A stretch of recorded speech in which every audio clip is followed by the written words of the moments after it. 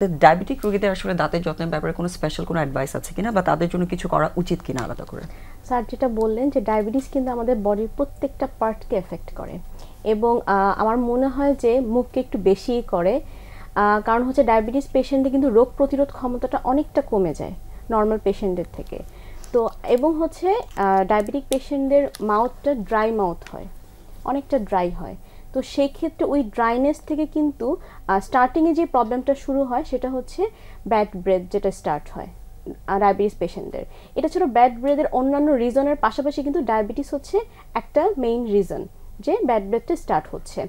এটা ছাড়াও হচ্ছে রোগ প্রতিরোধ ক্ষমতা যেটু কমে যায় সেটা অল্পতেই, যেটা হচ্ছে নর্মাল পেশেন্টদের অল্পতে যেটা এফেক্ট না করে তাদেরকে সেটা বেশি এফেক্ট করে।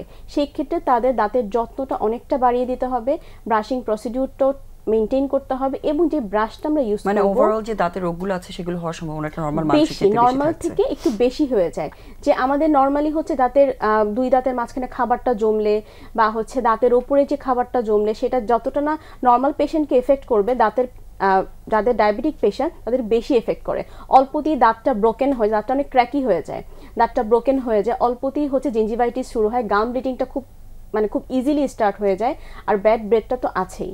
তো এটার জন্য হচ্ছে আমাদের যে যত্নটা করতে হবে, দাঁতের ব্রাশিং প্রসিডিউরটা এবং প্রপার ওয়েতে মেনটেন করতে হবে এবং ফ্লসিংটা প্রপার ওয়েতে মেনটেন করতে হবে। খাবারটা স্ট্রিক্ট ডায়েট তো ফলো করতেই হবে, এটা হচ্ছে সবচেয়ে মেইন একটা জিনিস যদি আমাদের ডায়াবেটিস আমরা কন্ট্রোলে রাখতে চাই।